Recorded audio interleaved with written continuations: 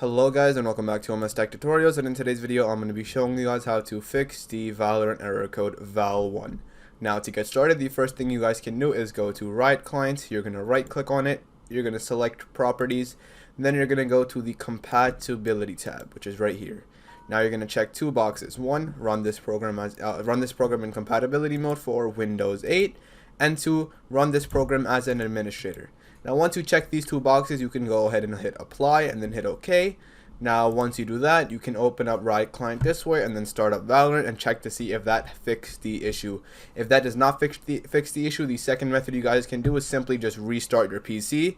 You know, just like the old traditional method, just restart your PC, check to see if that works. If that also does not work, the third method you guys can do is open up Settings.